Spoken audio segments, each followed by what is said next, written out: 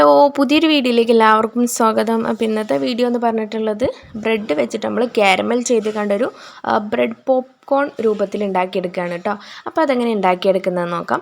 അതിന് വേണ്ടിയിട്ട് ഇപ്പം നിങ്ങളുടെ കയ്യിൽ 3 ബ്രെഡ് ആണെങ്കിൽ 3 ബ്രെഡ് എടുക്കുക, അല്ലെങ്കിൽ 2 ആയാലും കുഴപ്പമൊന്നുമില്ല. അത്യാവശ്യം ക്വാണ്ടിറ്റി തന്നെ ഉണ്ടാക്കാനുണ്ടാവും കേട്ടോ. അപ്പോൾ ഞാനൊരു 4-5 ബ്രെഡ് എടുത്തിട്ടുണ്ട്. അത് ഈ വീഡിയോയിൽ കാണുന്ന പോലെ ജസ്റ്റ് കത്രിക വെച്ച് കട്ട് ചെയ്തിക്കാണ്ട് ചതുരത്തിലാക്കി ചെറിയ ചെറിയ പീസാക്കി എടുക്കുന്നുണ്ട് കേട്ടോ. ഈ ഒരു സ്നാക്ക് നമുക്ക് കുറച്ച് ദിവസം വരെ സൂക്ഷിച്ച് വെക്കാൻ പറ്റും കേട്ടോ. നമ്മൾ വെറുതെ ഇരിക്കുമ്പോഴൊക്കെ തിന്നാനൊക്കെ നല്ല ടേസ്റ്റാണ്. പിന്നെ നല്ല ക്രിസ്പി ആയിട്ടാണ് നമ്മളിത് ഉണ്ടാക്കിയെടുക്കുന്നത്. അതുകൊണ്ട് തന്നെ ഒരു അടപ്പുള്ളൊരു കണ്ടെയ്നറിൽ വെച്ചിട്ട് സൂക്ഷിച്ച് വെച്ചാൽ അത് നല്ല അതേപോലെ ക്രിസ്പി ആയിട്ട് തന്നെ കിട്ടും. അല്ലാന്നുണ്ടെങ്കിൽ തണുത്ത് പോകാനുള്ള ചാൻസ് ഉണ്ട്. അപ്പോൾ ഇതാ എല്ലതും ഞാനിതുപോലെ ഒന്ന് കട്ട് ചെയ്ത് കൊടുക്കുന്നുണ്ട്. അപ്പോൾ ഇതാ ഒരു പാത്രം നിറയുന്നുണ്ട് കേട്ടോ.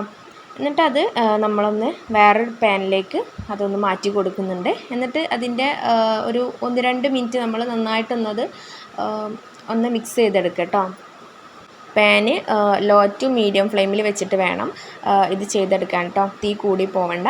എന്നിട്ട് നന്നായിട്ട് ഇതൊന്ന് മിക്സ് ചെയ്തെടുക്കുന്നുണ്ട്. ഒന്ന് ചൂടാക്കിയെടുക്കുക. എങ്ങനെ ചൂടാക്കുന്ന എന്തിനാണെന്ന് വെച്ചാൽ നമ്മൾ ബ്രെഡിലുള്ള എന്താ പറയുക സോഫ്റ്റ്നെസ്സൊക്കെ പോയിക്കാണ്ട് ഒന്ന് ക്രിസ്പി ആയിട്ട് കിട്ടാൻ വേണ്ടിയിട്ടാണ് കേട്ടോ.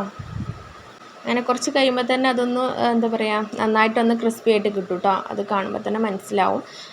കുറച്ച് ഒന്ന് ക്രിസ്പി ആവണ വരെ നമ്മൾ ജസ്റ്റ് ഒന്ന് മിക്സ് ചെയ്തെടുക്കുക. എല്ലായിടത്തും ഒന്ന് തിരിച്ചു മറിച്ചൊക്കെ ആക്കിയാണ്ട് ഇതേപോലെ ഇളക്കിക്കൊണ്ടിരിക്കുക കേട്ടോ. അങ്ങനെ എൻ്റെത് സെറ്റായിട്ട് കിട്ടിയിട്ടുണ്ട്. നല്ല ക്രിസ്പി ആയിട്ട് തന്നെ കിട്ടിയിട്ടുണ്ട്. അത് ഞാൻ വേറൊരു പാത്രത്തിലേക്കൊന്ന് മാറ്റി വെക്കുന്നുണ്ട് കേട്ടോ. ഈ ഒരു സ്നാക്ക് ഈവനിങ് സ്നാക്കായിട്ടൊക്കെ മക്കൾക്ക് ഉണ്ടാക്കി കൊടുക്കാൻ പറ്റിയിട്ടുള്ള ഒരു അടിപൊളി റെസിപ്പിയാണ് കേട്ടോ. എല്ലാവർക്കും ഇഷ്ടമാവുന്ന, കുട്ടികൾക്കൊക്കെ പ്രത്യേകിച്ച് ഇഷ്ടമാവുന്ന ഒരു റെസിപ്പിയാണ്. നമ്മൾ ബ്രെഡൊന്ന് ചൂടാക്കുമ്പോൾ തന്നെ ഒന്ന് ഒരു പീസ് എടുത്ത് നോക്കുക. അപ്പോൾ തന്നെ നല്ലൊരു ക്രിസ്പി ആയിട്ട് കിട്ടിയിട്ടുണ്ടെന്നുണ്ടെങ്കിൽ ഫ്ലെയിം ഒന്ന് ഓഫാക്കുക കേട്ടോ.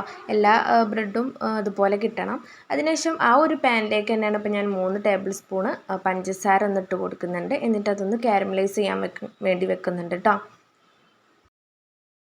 പഞ്ചസാര അങ്ങനെ തന്നെ വെച്ചാൽ മതി. അത് ലോ ഫ്ലെയിമിൽ ഇട്ടുകൊണ്ട് വെച്ചാൽ മതി കേട്ടോ. അപ്പോൾ തന്നെ അതൊന്ന് മെൽറ്റായി കിട്ടും. അപ്പം പഞ്ചസാര ഒന്ന് മെൽറ്റ് ആയതിനു ശേഷം അതിലേക്ക് ബട്ടർ ഉണ്ടെന്നുണ്ടെങ്കിൽ അതാണ് ഏറ്റവും നല്ലത് കേട്ടോ. ബട്ടർ ഒന്ന് ഇട്ട് കൊടുക്കുക. അല്ലാന്നുണ്ടെങ്കിൽ നെയ്യാണ് നിങ്ങളെ കയ്യിൽ ഉണ്ടെന്നുണ്ടെങ്കിൽ ഒരു നല്ലൊരു നെയ്യ് അതിലേക്ക് കുറച്ചൊന്ന് ഇട്ട് കൊടുക്കുന്നുണ്ട്. എന്നിട്ട് അത് നന്നായിട്ടൊന്ന് മിക്സ് ചെയ്തെടുക്കുക കേട്ടോ.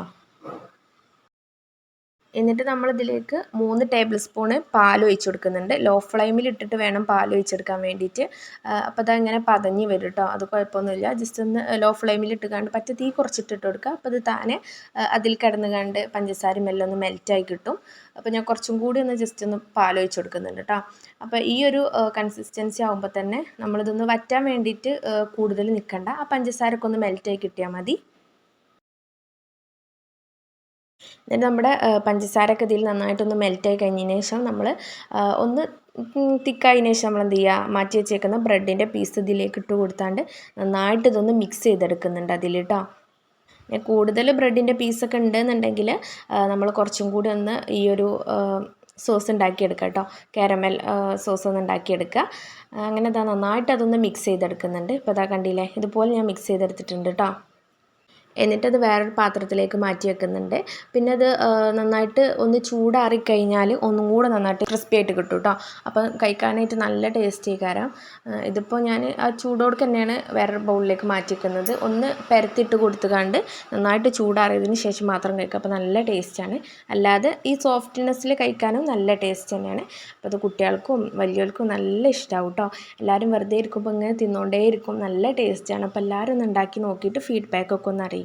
അതുപോലെ വീഡിയോ ഇഷ്ടപ്പെട്ടാൽ ലൈക്ക് ചെയ്യാനും ഷെയർ ചെയ്യാനും സബ്സ്ക്രൈബ് ചെയ്യാനും മറക്കരുത്. പിന്നെ ഉണ്ടാക്കി നോക്കിയിട്ട് കമൻറ്റ് ബോക്സിൽ എന്താ റിവ്യൂ എന്നൊക്കെ ഒന്ന് അറിയിക്കണേ. അപ്പോൾ ഇനിയും പുതിയ വീഡിയോ ആയിട്ട് വീണ്ടും കാണാം.